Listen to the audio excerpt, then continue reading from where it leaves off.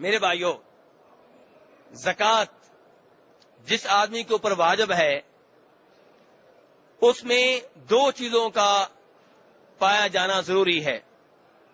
Number ایک کہ وہ آزاد ہو، غلام نہ ہو، لونڈی نہ ہو۔ آج کل غلام یا لونڈیاں نہیں ہوتے، لیکن میں احتیاطاً مسئلہ بیان کر رہا ہوں۔ پہلے ہوتے تھے اور آئندہ پھر شاید کبھی وقت آئے جب جہاد ہوگا، جب پھر لونڈیاں ہوں گی، غلام ہوں گے۔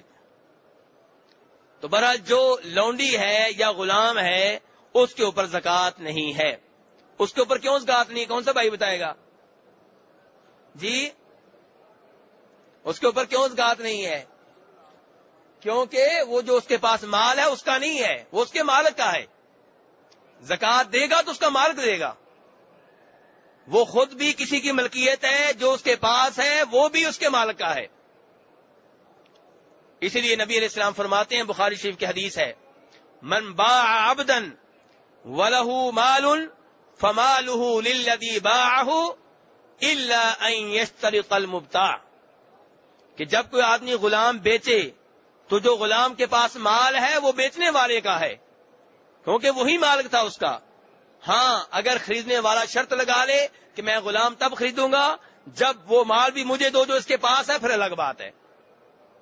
تو اس سے پتا چلا کہ غلام کے پاس، لونڈی کے پاس جو مال ہوتا ہے اس کا اپنا نہیں ہوتا، اس لیے اس کے اوپر زکوٰۃ نہیں ہے۔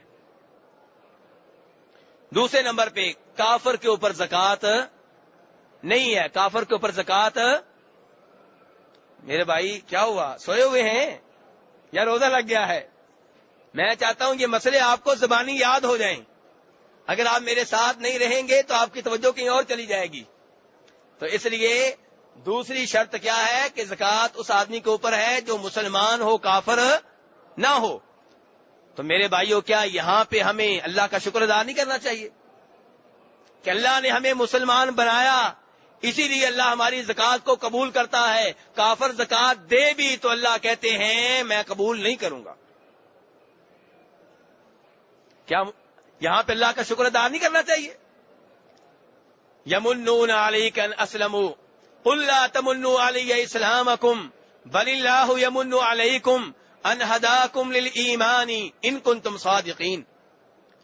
یہ لوگ احسان کرتے ہیں جی ہم مسلمان ہوئے ہیں، یعنی کہ نبی علیہ السلام کے پاس آ کے کئی لوگ یہ بات ایسے کرتے جیسے اللہ کے رسول کے اوپر احسان کر رہے ہوں، جی ہم نے اسلام قبول کیا، آپ کا دین قبول کیا ہے۔ جیسے آج کئی لوگ اگر صحیح عقیدہ قبول کر لیں تو جن کی بات مان کے صحیح عقیدہ قبول کیا ہوتا ہے تو ان کے اوپر بوجھ بن جاتے ہیں، اس کے اوپر احسان جتاتے رہتے ہیں۔ تو اللہ نے کہا یہ تمہارا احسان نہیں ہے، تم مسلمان ہوئے ہو، یہ تمہارا احسان نہیں ہے، اللہ کا احسان ہے کہ اللہ نے تم کو مسلمان ہونے کی توفیق دی ہے۔ آپ عمرے پہ آئے ہیں 1.5 لاکھ روپیہ لگا کے، 2 لاکھ روپیہ لگا کے، قیمتی وقت نکال کر، یہ آپ کا اللہ کے اوپر احسان نہیں ہے، اللہ کا آپ کے اوپر احسان ہے۔ آپ سے زیادہ مالدار وہاں پہ بیٹھے ہوئے ہیں، کئی لوگوں نے پاسپورٹ بھی جمع کروائے تھے، ویزے نہیں لگے، اور کئی لوگوں کو پاسپورٹ جمع کروانے کی بھی توفیق نہیں ملی۔ آپ مسجد نبوی میں بیٹھے ہوئے ہیں، کس کا احسان ہے؟ اللہ کا احسان ہے۔ آتے ہیں وہی جنہیں کون بلاتا ہے؟ اللہ بلاتا ہے۔ آتے ہیں وہی جنہیں سرکار کا رب بلاتا ہے۔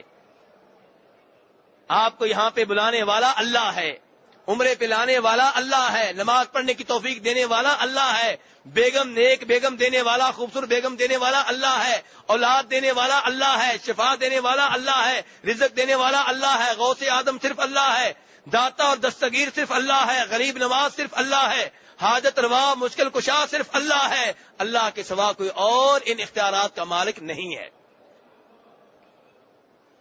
تو میرے بھائیو، زکوٰۃ اس کے اوپر ہے جو آزاد ہو اور مسلمان ہو۔ کافر زکوٰۃ دے بھی تو اللہ کے ہاں قابل قبول نہیں ہے۔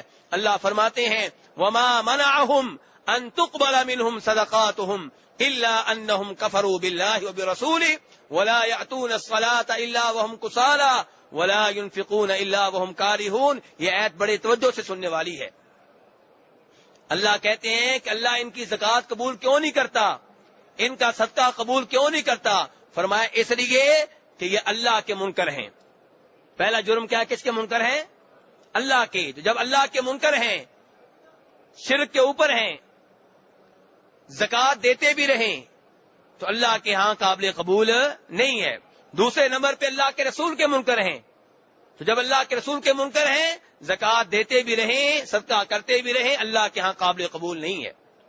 فرمایا تیسرا جرم یہ ہے کہ جب نماز پڑھتے ہیں بڑی سستی سے پڑھتے ہیں، دلی شوق سے نماز نہیں پڑھتے۔ میرے بھائی دھیان سے، کہیں اس جرم میں اور آپ نہ شامل ہوں۔ نماز کے لیے خوشی خوشی سے آتے ہیں یا ایسے جیسے کسی قیدی کو بیڑیاں پہنا کے لایا جا رہا ہو؟ مسجد میں بیٹھے ہیں، ٹائم بار بار دیکھ رہے ہیں، مولانا اقامت کہیں، ہمارے 100 کام ہوتے ہیں، آپ تو فارغ لوگ ہیں جی۔ ایسے مسجد میں بیٹھے ہیں جیسے قیدی بیٹھا ہو۔ ٹھیک ہے مجبوریاں ہوتی ہیں، میں مانتا ہوں، لیکن کم از کم دلی شوق تو ہو، مسجد میں دل تو لگتا ہو۔ ایسا تو نہیں کہ جیسے جیل میں قیدی بیٹھا ہوتا ہے۔ جن 7 آدمیوں کو اللہ تعالیٰ روز قیامت اپنے عرش کا سایہ دیں گے، ان میں سے کون ہوگا؟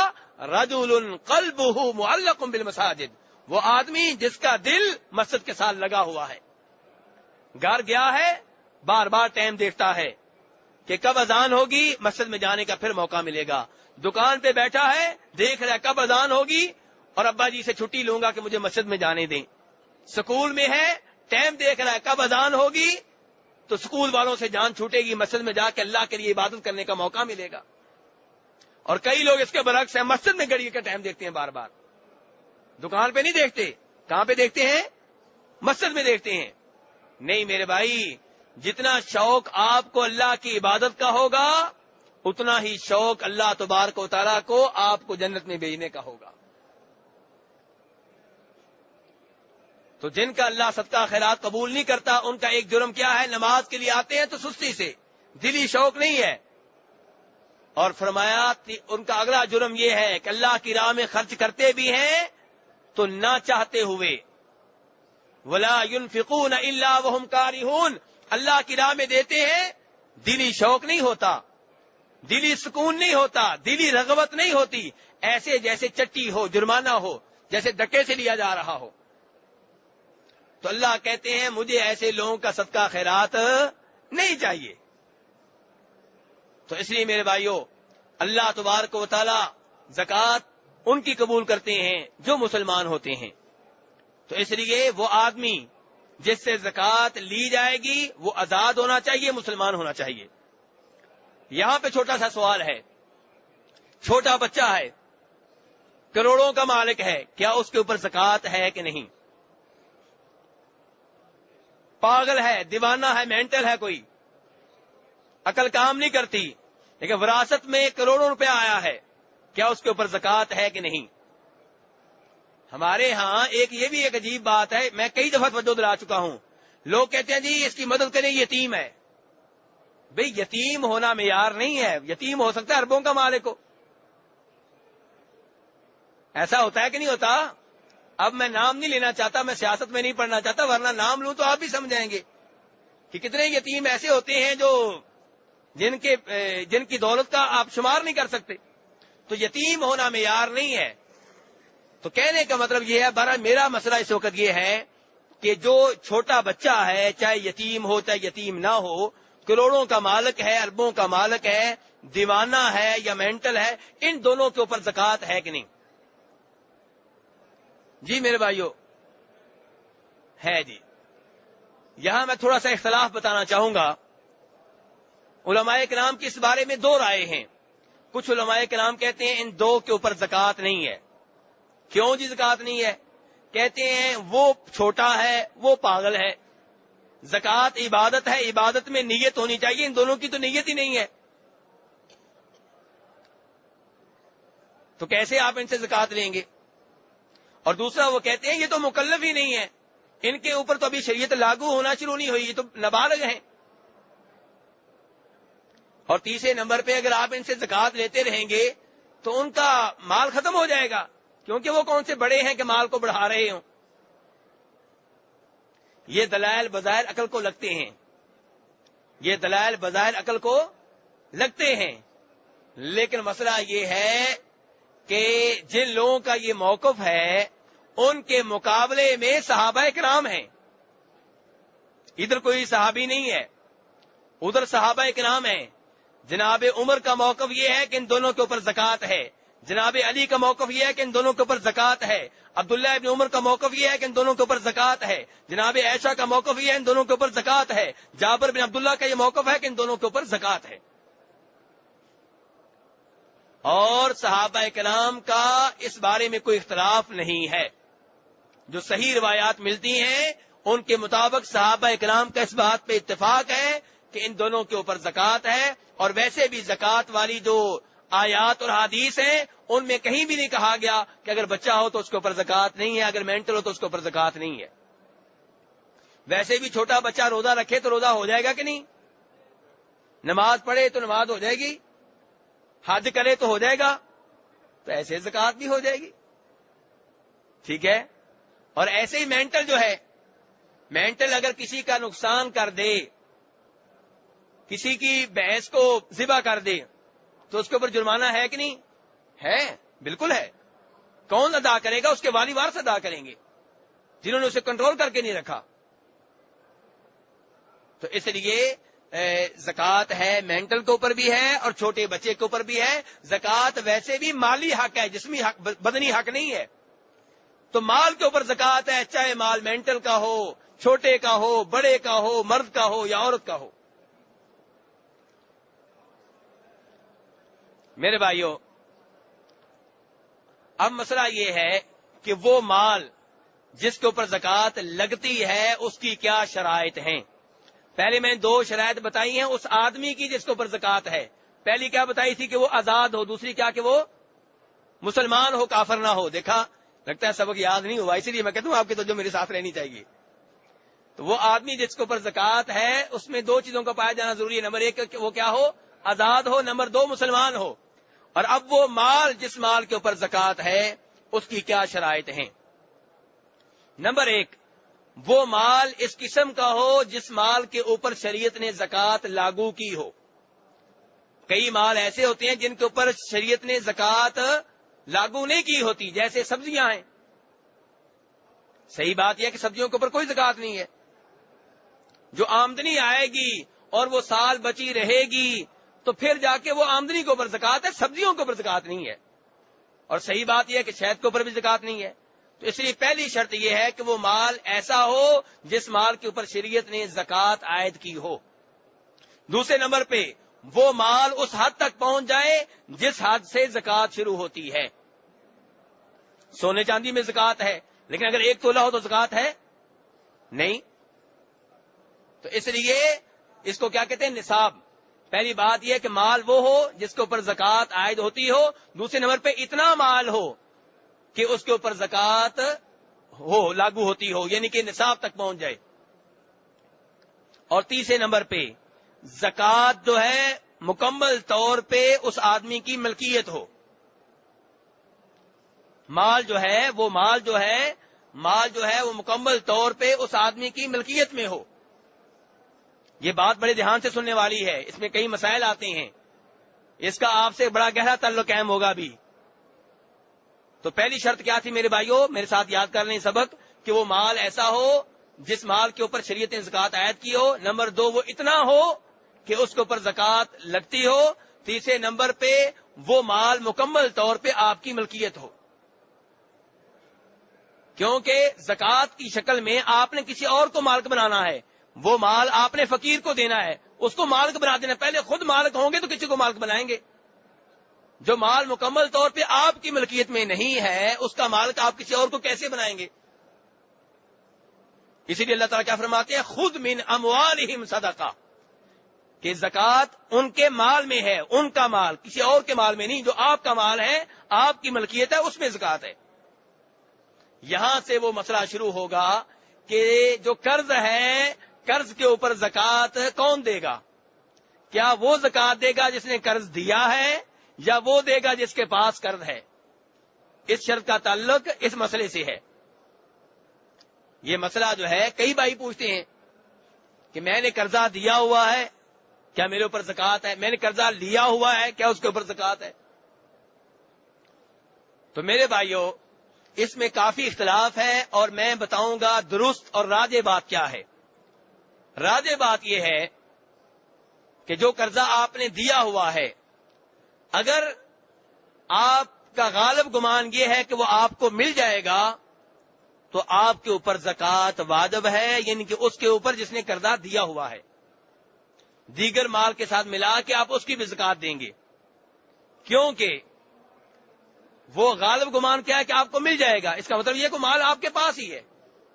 مثلا جس کو آپ نے مال دیا ہے وہ صاحب حیثیت ہے، ایسا آدمی نہیں ہے کہ جو خود غریب ہو اور آپ کو خطرہ ہو اس کو قرضہ دے تو دیا ہے لیکن لگتا نہیں کہ واپس کرے گا. آپ کو امید ہے، آپ کا غالب گمان ہے کہ واپس کر دے گا. اور دوسرے نمبر پہ وہ مانتا ہے کہ میں نے قرضہ لیا ہوا اور دوں گا. ایسا نہیں ہے جو کہے یہی میں نے تو قرضہ لیا ہی نہیں، کوئی گواہ لے کر آؤ، ثابت کر کے دو. تو اگر مال آپ کا ایسا ہے جس کے بارے میں آپ کو امید ہے کہ یہ واپس ملے گا اور صاحب حیثیت آدمی کے پاس ہے، خطرے میں نہیں ہے، کوئی مسئلہ نہیں ہے، تو پھر آپ اس کی زکوٰۃ ادا کریں گے. یہی موقف ہے جناب عمر کا، جناب عثمان کا، جناب عبداللہ ابن عمر کا، جیسا کہ روایت کیا ہے ابو عبید نے اپنی کتاب الاموال میں. اور دوسری شکل یہ ہے کہ آپ کا مال جو آپ نے قرضہ دیا ہے وہ خطرے میں ہے، کسی غریب کو دے بیٹھے ہیں، اب آپ نے کہا چلو دے واپس کر دے گا تو الحمدللہ، نہ واپس کرے تو کوئی بات نہیں. یا جب آپ نے دیا تھا وہ امیر تھا، بعد میں اس کے اوپر ازمائشیں آ گئیں، کوئی آفت آئی، کوئی مصیبت آئی، اب آپ کو لگتا نہیں کہ وہ قرضہ واپس کر دے گا. یا آپ نے اس کو ایماندار سمجھ کے دیا، وہ اب انکاری ہو گیا، کہتا ہے میں نے قرض لیا ہی نہیں، کوئی گواہ لے کر آؤ. تو ایسا جو قرض ہے کیا اس کے اوپر زکوٰۃ ہے کہ نہیں، اس میں بہت زیادہ اختلاف ہے. اور مناسب بات یہ ہے کہ اس کی زکوٰۃ آپ کے اوپر نہیں ہے، لیکن وہ قرضہ جب واپس ملے گا تب آپ 1 سال کی زکوٰۃ ادا کر دیں. وہ قرضہ جو آپ کا پھنسا ہوا تھا، جو خطرے میں تھا، جو ملنے کی امید نہیں تھی، جب واپس مل جائے تو 1 سال کی زکوٰۃ ادا کر دیں. اب مسئلہ یہ ہے کہ قرضہ آپ کے اوپر ہے. پہلی شکل کیا تھی؟ قرضہ آپ نے دیا ہوا تھا، واپس لینا تھا. اب قرضہ آپ نے لیا ہوا آپ کے ذمہ ہے، تو آپ کے پاس اتنا زیادہ مال ہے کہ زکوٰۃ تو لاگو ہو رہی ہے لیکن ساتھ قرضہ بھی ہے. اب تو میرے بھائیوں، جتنا آپ کے اوپر قرضہ ہے اتنا مال آپ الگ کر دیں. آپ کے پاس ہے ٹوٹل 1 لاکھ روپیہ، 25,000 روپیہ آپ کے اوپر قرضہ ہے وہ الگ کر دیں، باقی کتنے رہ گئے؟ 75,000 کی زکوٰۃ دیں. اور اگر زکوٰۃ عائد ہو رہی ہے 39,000 روپے کے اوپر اور قرضہ دینا ہے آپ نے 2,000 روپیہ، 2,000 الگ کر دیں، بھائی کتنا رہ گیا؟ تو اب آپ کے اوپر زکوٰۃ نہیں ہے، کیونکہ اب زکوٰۃ لاگو ہو رہی ہے 38,000 روپے 800 روپے کے اوپر. اس سال جو حکومت پاکستان نے اعلان کیا ہے، یہ میں 38,800 روپے جو بولتا ہوں پاکستانیوں کے لحاظ سے، انڈین بھائیوں کے لحاظ سے نہیں، ان کی کرنسی کا ریٹ اور ہے، ٹھیک ہے. یہ تو چونکہ میں نے اخبار میں پڑھ لیا تو میں نے محفوظ کر لیا کہ چلو ہمارے لیے کام آسان ہو گیا بتانا، ٹھیک ہے. بنیادی طور پہ آپ جانتے ہیں 52.5 تولے چاندی کے برابر جس کے پاس کرنسی ہو، یا 7.5 تولے سونے کی مالیت کے برابر جس کے پاس پیسے روپے ہوں. لیکن اس سال جو اعلان کیا گیا ہے پاکستان میں وہ 38,800 روپے کا ہے. تو بہرحال میرے بھائی، جتنا قرضہ ہے اتنے پیسے لگ کر دیں. اب دیکھیں باقی کے اوپر زکوٰۃ عائد ہوتی ہے کہ نہیں. اگر ہوتی ہے تو ادا کریں، اگر نہیں تو پھر آپ کو معاف ہے. تو اب کتنی شرطیں ہوگی میرے بھائیوں؟ جی، وہ مال جس مال کے اوپر زکوٰۃ عائد ہوتی ہے اس کی کتنی شرطیں ہو گئیں؟ 3. پھر سن لیں. نمبر 1 کہ وہ مال ایسا مال ہو جس کے اوپر شریعت نے زکوٰۃ عائد کی ہو.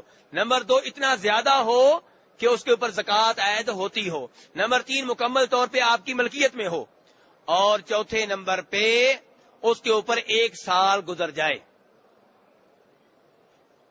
آپ کے پاس کروڑوں روپے آئے اور چلے گئے، 1 مہینے کے شروع میں آپ کروڑ پتی بنے اور آخر میں پھر 0 پتی بن گئے، تو اب زکوٰۃ ہوگی نہیں. زکوٰۃ تب ہے کہ آپ کے پاس نصاب کے برابر پیسے ہوں اور ان کے اوپر 1 سال گزر چکا ہو. یعنی کہ شوال کے مہینے میں آپ نے دیکھا کہ آپ کے پاس جو پیسے جمع ہو چکے ہیں، جو گھر میں فالتو پڑے ہوئے ہیں، وہ ہیں 40,000 روپیہ، اور وہ 40,000 روپیہ ایسے ہی رہا، آئندہ شوال تک بھی آپ کے پاس 40,000 روپیہ پڑا ہوا تھا، تو پھر وہ 40,000 روپے کے اوپر 2.5% کے لحاظ سے زکات ہے۔ اگر شوال میں پیسے آئے اور ذوالقعدہ میں نقصان ہو گیا، اڑ گئے، ذی الحجہ میں بھی 5-10 ہزار روپیہ تھا، آگے محرم کا مہینہ آیا، اس میں بھی 30,000 روپے تھے، سفر کے مہینے میں 35,000 ہو گئے، اور ربیع الاول کے مہینے میں 40,000 روپے ہو گئے۔ اب سال کب سے شمار کریں گے؟ جی لگتا ہے انگلش مہینوں کا نام لینا پڑے گا، عربی مہینے کام نہیں آئیں گے یہاں، لگتا ہے ایسے ہی ہے نا، اسلامی مہینے مسلمانوں کے سامنے کام نہیں آئیں گے، مسلمانوں کے سامنے دوسرے مہینوں کا نام لیں گے تب پتا چلے گا۔ میرے بھائی، جنوری کا مہینہ ہے اور آپ کے پاس ہیں 50,000 روپیہ، فروری میں وہ 50,000 روپیہ آپ نے خرچ کر لیا، اب آپ کے پاس کوئی پیسہ نہیں ہے۔ مارچ میں آپ کے پاس 15,000 روپے تھے، اپریل میں آپ کے پاس 25,000 روپے تھے، مئی میں آپ کے پاس 35,000 روپے تھے، اور جون میں آپ کے پاس 40,000 روپے تھے۔ اب زکوٰۃ کب سے شروع ہوگی؟ کس مہینے سے شروع ہوگی؟ جون سے آپ گننا شروع کریں گے۔ جون سے آئندہ جون تک اگر آپ کے پاس 38,800 روپے سے اوپر رہے یا ان کے برابر رہے تو آئندہ جون میں آپ کے اوپر زکوٰۃ ہے 2.5% کے لحاظ سے۔ شریعت کی نرمی دیکھیں آپ، زکوٰۃ ٹیکس نہیں ہے، شریعت نے بہت نرمی کی آپ کے اوپر۔ شریعت نے تب زکوٰۃ آپ کے اوپر عائد کی ہے جب شریعت نے دیکھا بھائی اس کے پاس 40,000 روپے ایک سال سے پڑا ہوا ہے، ایک سال سے پڑا ہوا، اس نے کچھ نہیں کیا، اس کا مطلب یہ ہے کہ اس کا گھر کا خرچہ چل رہا ہے، سارے کام ہو رہے ہیں، پھر بھی یہ 40,000 روپیہ الگ پڑا ہوا ہے۔ پھر شریعت نے کہا جی اس کے اوپر وہ بھی کتنا کہا؟ 2.5%، 2.5% بس۔ تو میرے بھائیو اب بتائیں زکوٰۃ جرمانہ ہے یا سعادت ہے؟ سعادت ہے، اللہ نے آپ کو دیا ہے، اللہ چاہتے تو کہتے سارے کا سارا دے دو، ٹھیک ہے، لیکن اللہ نے کتنا کہا؟ 2.5%۔ تو میرے بھائیو یہ زکوٰۃ کے چند ایک مسائل تھے جو آج بیان کر دیے ہیں، انشاءاللہ زکوٰۃ کا موضوع ابھی 1-2 روز جاری رہے گا، اس کے بعد پھر کسی اور موضوع کی طرف منتقل ہوں گے۔ اللہ تبارک تعالیٰ سے دعا ہے کہ ہمیں دین کے مسائل کو پیار و محبت سے سننے کی، سمجھنے کی، عمل کرنے کی توفیق عنایت فرمائیں۔ آخر میں آپ کے لیے نبی علیہ السلام کی زبان سے خوشخبری ہے، آپ نے فرمایا تھا کہ جو میری اس مسجد میں علم لینے کے لیے آئے یا علم دینے کے لیے آئے وہ ایسے ہی ہے جیسے اللہ کی راہ میں جہاد کر رہا ہے۔ یہ حدیث صحیح ہے اور اس کا تعلق صرف مسجد نبوی سے ہے، کسی اور مسجد سے نہیں ہے۔